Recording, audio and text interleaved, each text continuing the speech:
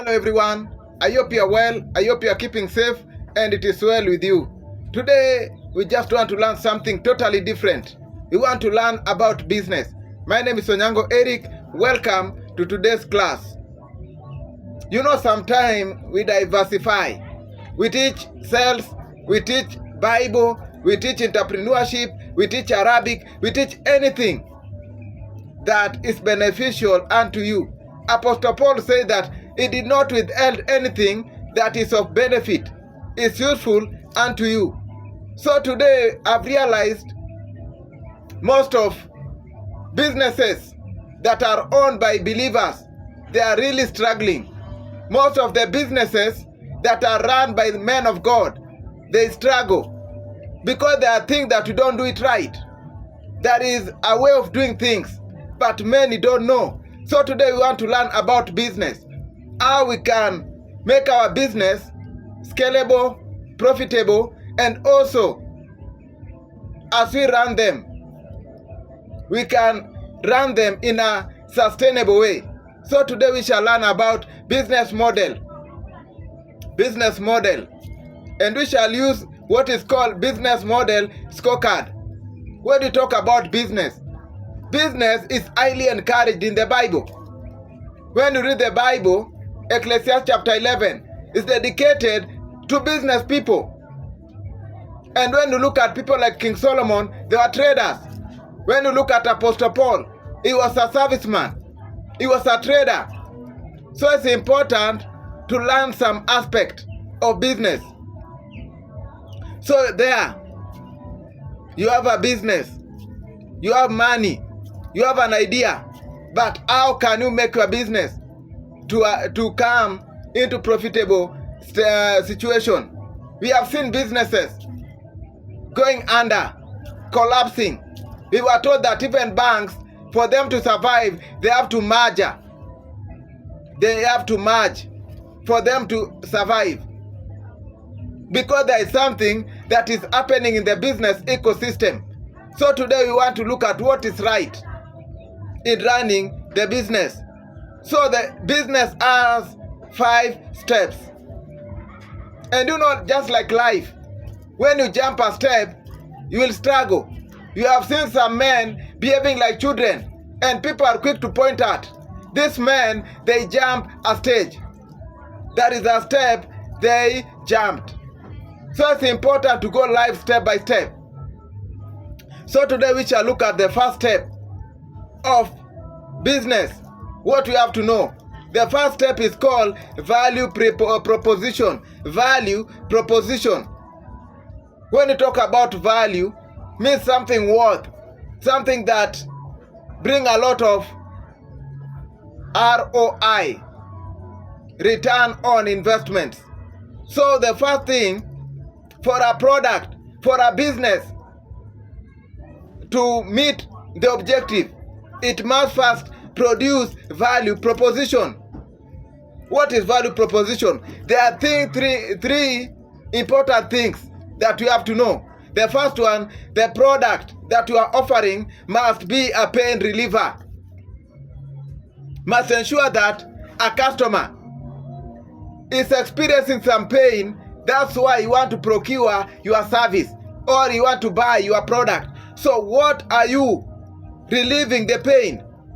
How are you making their life easy and comfortable? Value proposition, pain reliever.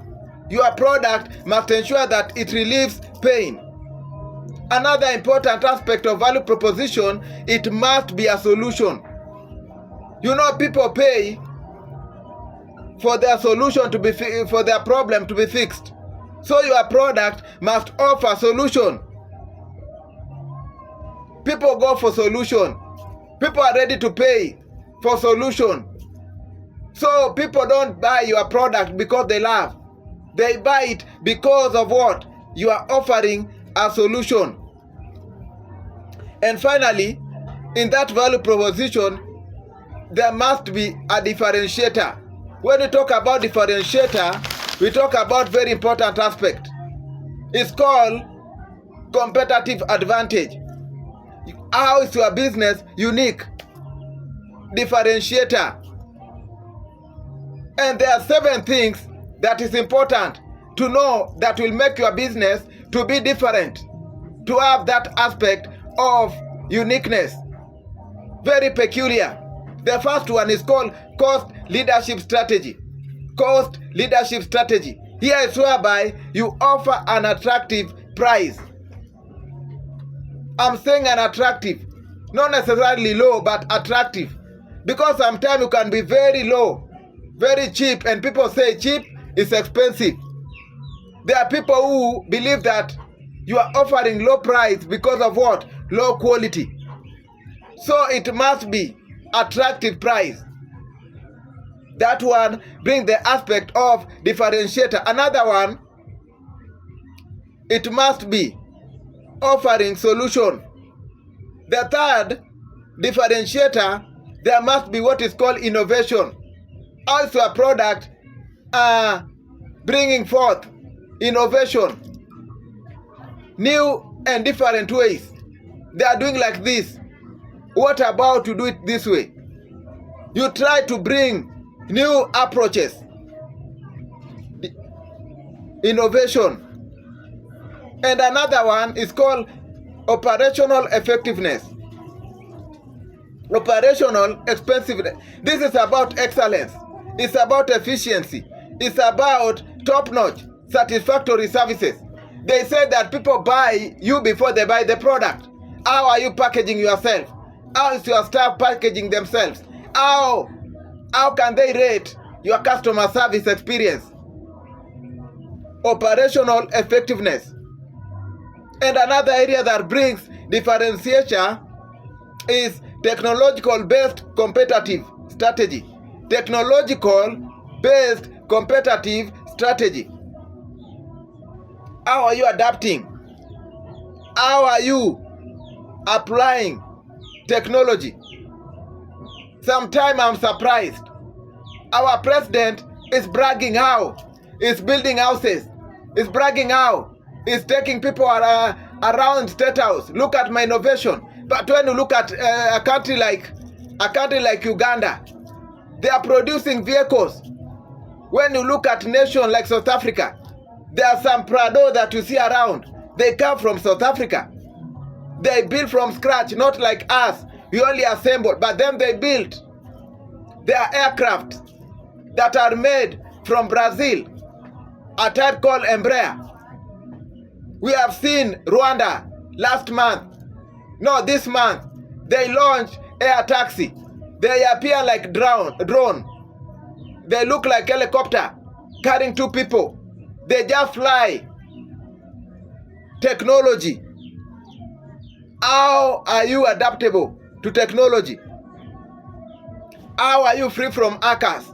You know nowadays, hackers, cyber security is the thing. Every system that you have, you must ensure that how can people access your data? How can people access your data? How safe are they? Technological-based competitive strategy. And another one is called adaptability. How adaptable are you? How flexible are you? Can your product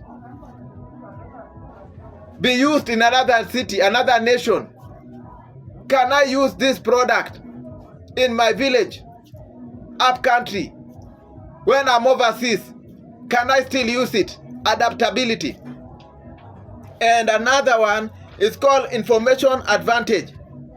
Do you know, is this product conforming to the latest trend?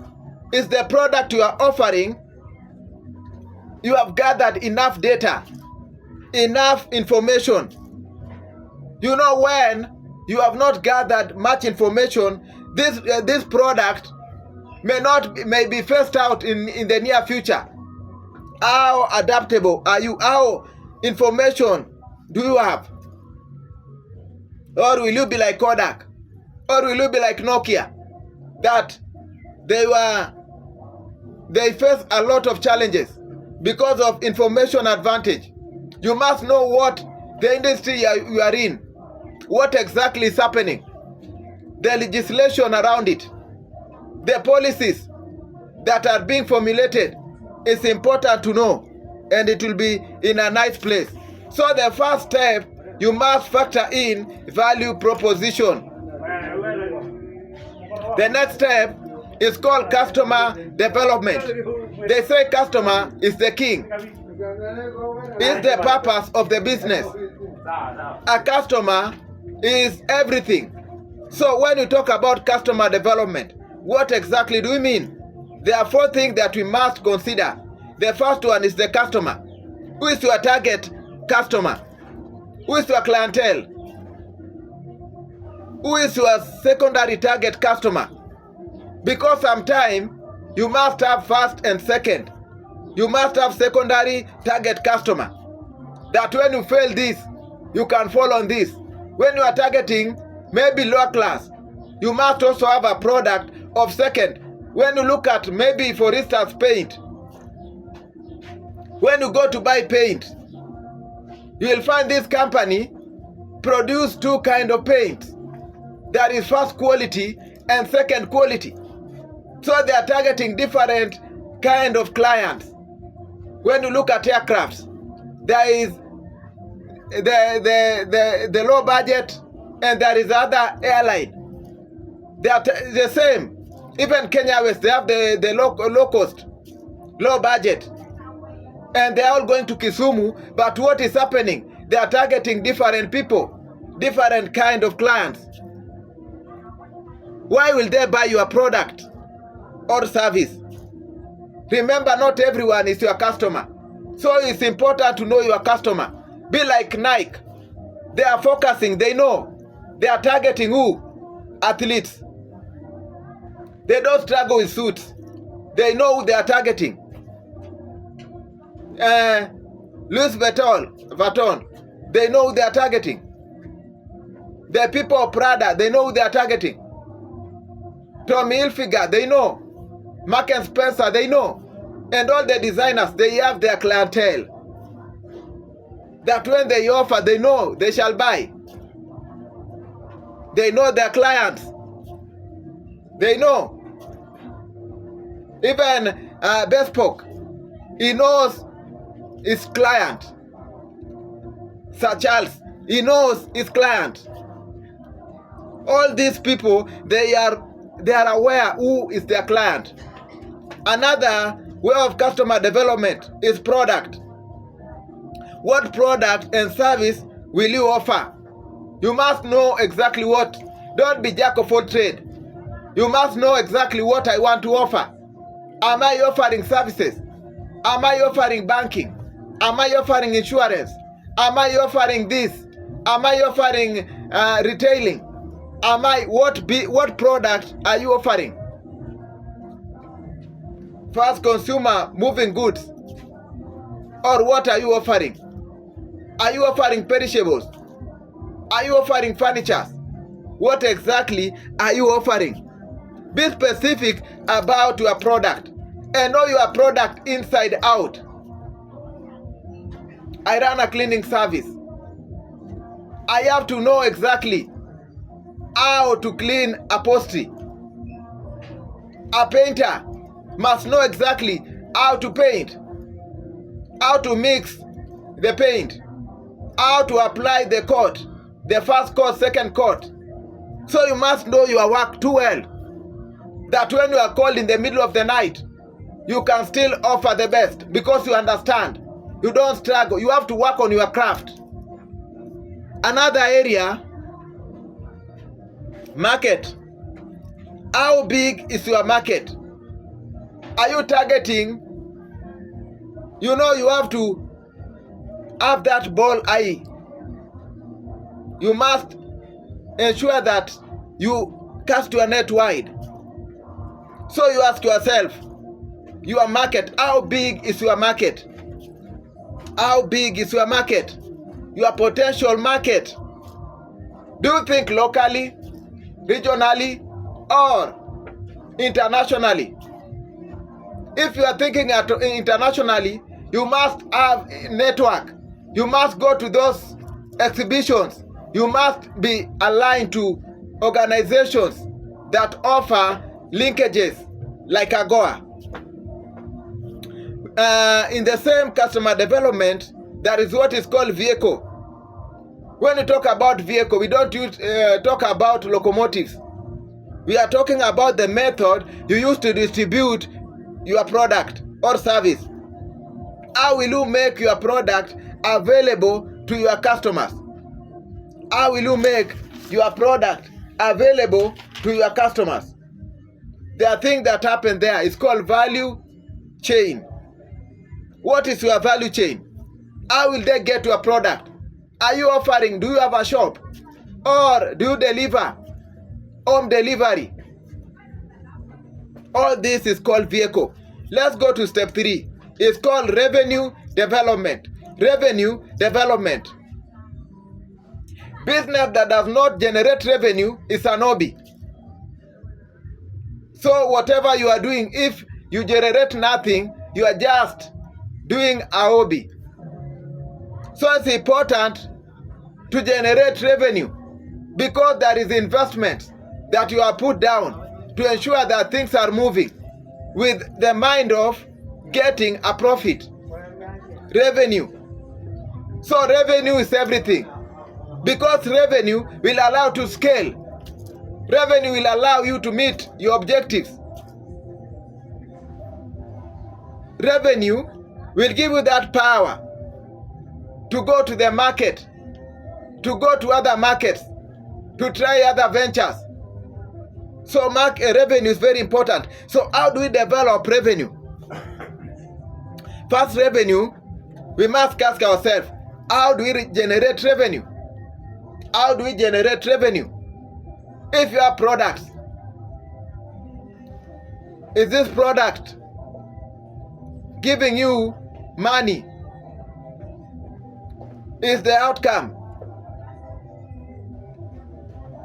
equal or less than the input, the output, the revenue? How will you generate revenue? How will you make money? You have to ask yourself, do you offer it? When it is your service, if you have a product, maybe things like what I use, maybe steam cleaner or vacuum cleaner, do sometimes rent them. Those are ways also of revenue generation. Do you offer training? Do you offer fumigation? Those are all revenue. So you have to ask yourself, how many revenue streams do you have? If you're offering cleaning, how many services are attached to it? Are you offering also landscaping? Are you offering also vacant house cleaning? New building cleaning? Do you offer consultancy? Do you sell cleaning products? All these are revenue streams. And how much will you charge for your product? Some people, they have good product, but they fail in pricing. Sometimes you can offer a price that repel your customers. Maybe so, sometimes there are people when you offer, maybe your customer in Runda or Karen, they are not the same customer in Pipeline. So you must know how to balance the pricing. People fail because of pricing.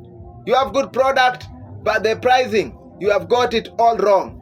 So it's important to know exactly the price that you apportion on a product. That markup, very, very key. In revenue development, we have expenses.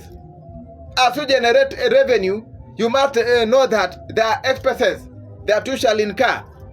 We have utilities, electricity, we have water, we have internet, we have legal, we have salaries and wages, we have contractors, we have stationaries. All these require money. So you must ensure that in your expense, you don't go beyond the budget. You rather be below the budget so that you save, because there is what is called profit margin. As you have more expenses, your profit margin also shrinks. So you have to be very, very cautious. Another one in the revenue development is called resources. What connection and resources can you leverage and engage in your business endeavor? What do you reduce? You need to spend cash.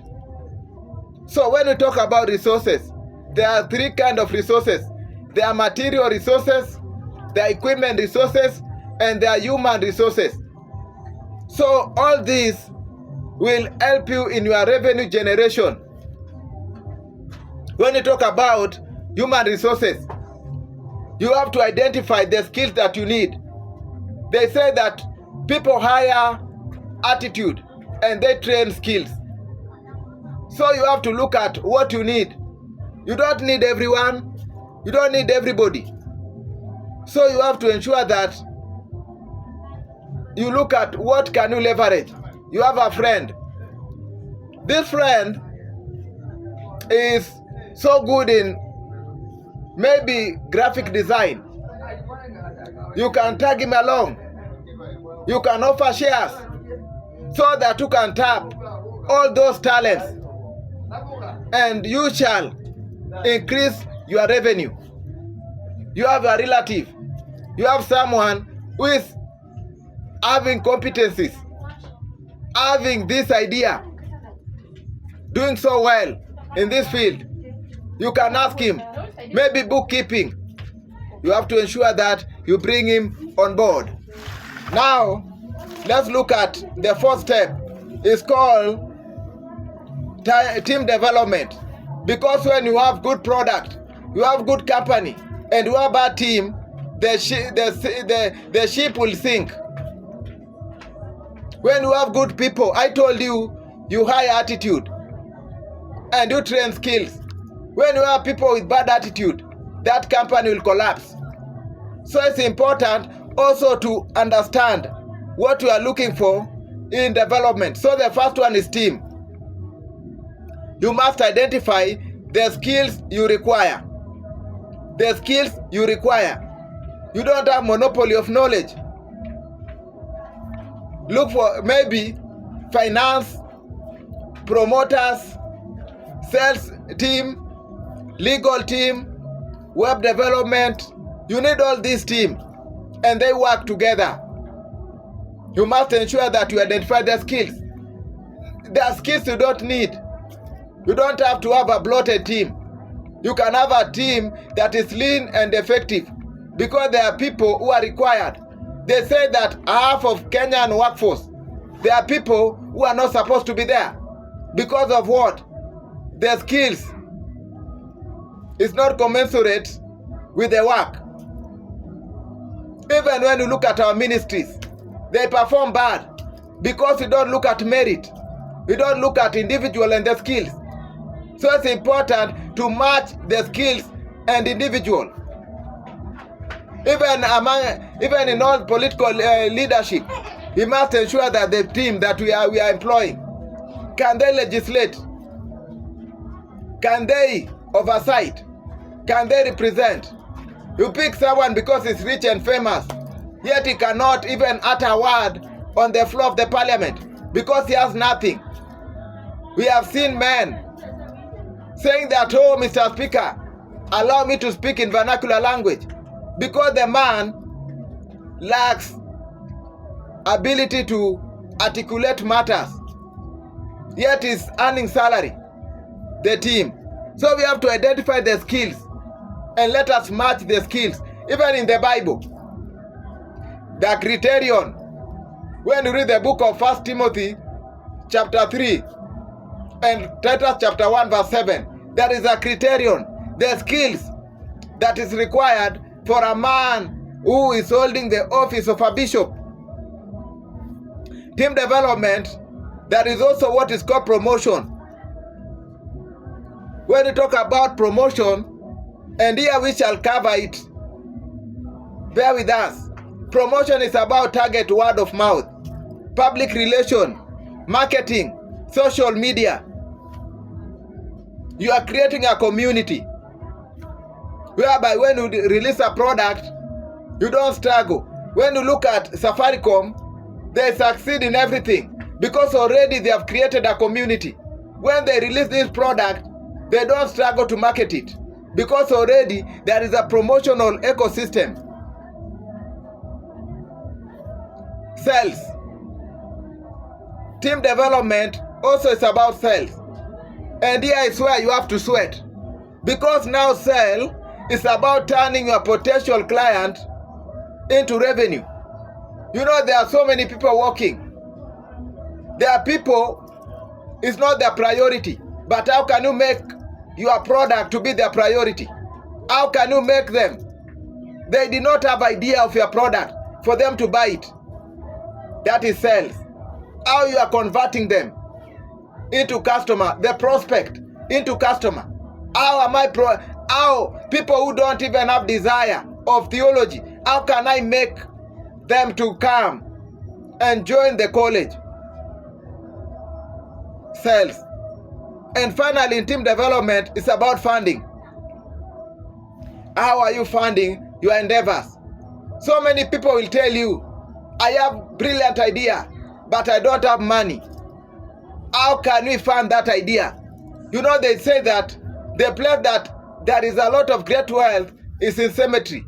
Because there are market, there are companies, there are schools that were never opened.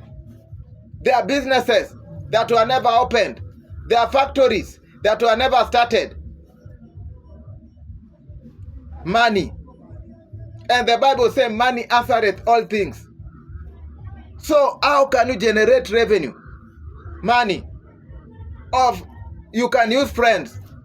There are friends who are so good, generous.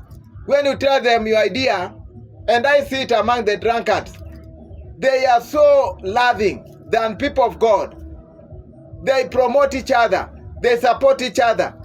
They stand with each other. So friends can be a great source of funding. Family. When you are able to sell your idea to your family and they buy it, they can give you money. And that money you can put in the business. That is in development world, maybe like America where they have a lot of money. And China, there's what is called credit card. Credit card is whereby what we are doing, Fuliza in Kenya, whereby they give you money, you spend, then you shall pay later at a certain fee. So those are source of funding. We have also some like grant. We have loans. We have crowd sourcing or crowdfunding. We have angel investors. There are competitions that you can enter, and when you win, you shall have money to scale your business. So all these are sources of funding. So it's important to ask your question. Who is missing from your team? These are questions to ponder. Who is missing from your team? Identify people in your network. Look around. Whom can you engage in your business? Who can you engage to help you work out your vision? To utilize them. Enroll them into a business. If it's possible, give them shares.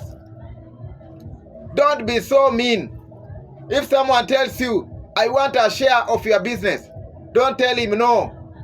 I have to tell them, okay, I can give you this percentage. Allow them to help you. Identify funding needs. People are ready to give you money, but you just have to convince them. You must have an idea that is scalable, profitable, and sustainable. And finally, we have what is called action experience. Yes, now about action, whereby you enter the market, whereby you enter the market with boldness. You put your product, you pitch your idea, then you test. You have to test. There are different ways of testing. There are people who give free product. There are people who give discounted product. There are people who call people to test their product. I benefited sometimes back, whereby I was being invited to test product and I'm paid. You go somewhere, you are called. Can you test this app? And you are paid. Can you test this product? And you are paid. There are people who are called wine testers. They test wine. There are people who test tea. All this you test before you take to the market. It's called testing. So those are so important in the business. Let's go now to promotion. Because here, there is a big challenge. You have to have, when you talk about marketing, there is something called marketing concept. Marketing concepts. And in marketing concepts, there are four. These are four philosophical errors used to develop business. So it's important to know the four philosophical errors. Error. Not error of problem. Error of ERAS.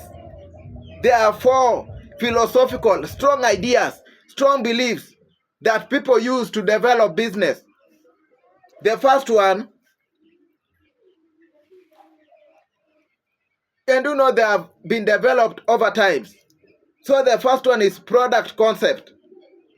This is an idea that is based on numeric strength. More cheap product in the market, consumer preference. Allow me to repeat. This is an idea that is based on numeric strength. More cheap products in the market, consumer preferences. Business owners believe that products are available. The more, the cheap, they'll make great sales. And they try to produce a lot of product in large scale. They try so much. You will find that they are selling even 2 bob, 5 bob. Cheap. We have seen with airtime. You hear someone is stopping you. Can you just take free airtime? We are giving you with 20 bob credit card airtime.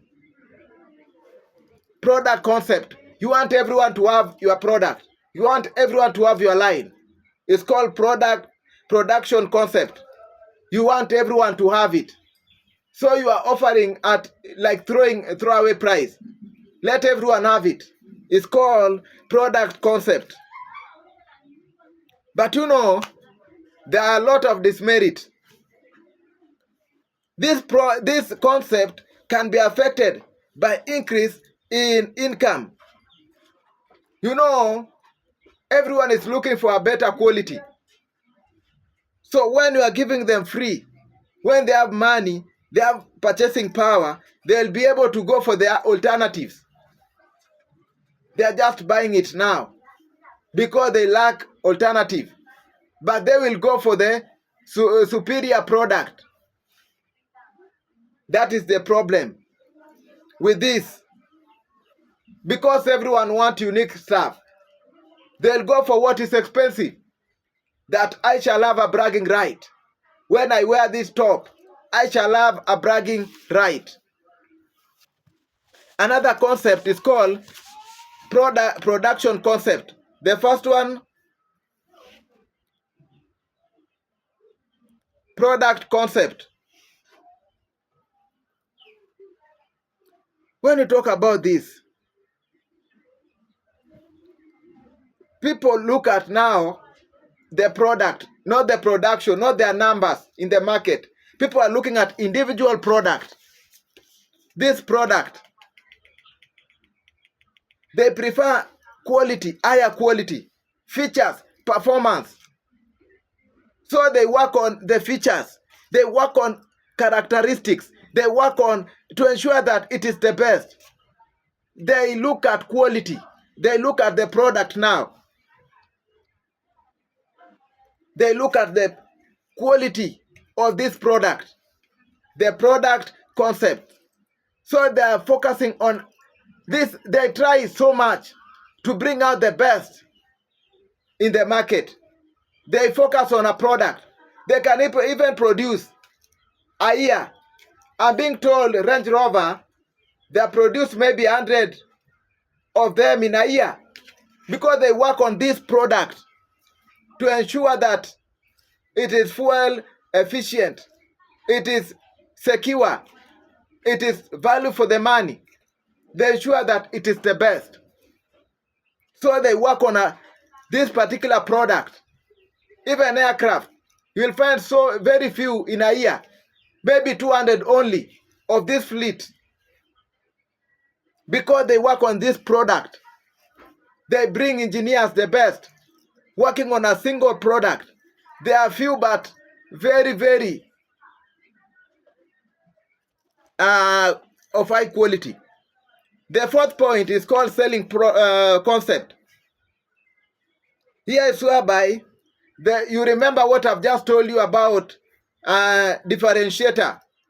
It's about reaching out to a customer through enticing them, being unique, selling your product in a way that you apply all competitive advantage. You ensure that your product, people love your product. They don't even care. What you are selling to them is what matters. They don't know who the owner of the company, but how you make them feel.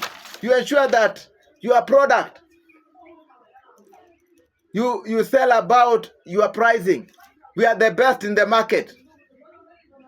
You shall enjoy our uniqueness. You shall enjoy our innovation. You shall enjoy our excellence. Our team are the best. The service that you'll get from us is a top notch. We have incorporated the latest technology. It's about selling. It's about telling them how flexible is our product, how conducive, how is safe, free from danger, how is good. All this is selling.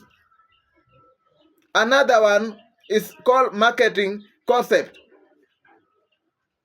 Here it's about customer satisfaction. You are looking at a product, referral, feedbacks. What will they say after testing our product? How can I make them come back again? How will I make them enjoy my product to the full, so that they shall refer me and I shall be in the business? It's so easy to run a business with recurring customers than new customers. Every time it's so much tedious looking for new customers. But when you have good services, word of mouth, referral becomes so easy. So every business, you must ensure that your product, you can have a testimony of a product. And finally, there's something is called societal marketing concept. Societal marketing concept. Here is whereby you are looking at the welfare of the society, social welfare, the benefit the society will get.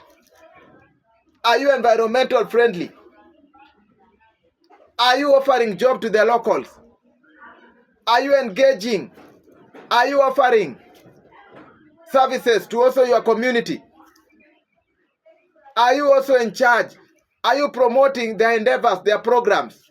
Are you coming up to offer corporate social responsibilities? When they have sport, do offer even sub 2 balls, do offer nets. When they're in cleanup, do offer even mask. So all this in business, you must ensure that you are incorporating them for you to have a thriving business, because God wants you to succeed. So those are the lesson of today. So any business, when you want business consultancy, you want business to rise and conquer, drop a test, give us a call, And we have a certificate, a 6 months certificate program of entrepreneurship, and we shall train you into details, marketing, sales, pitching. We shall go into details, business model canvas.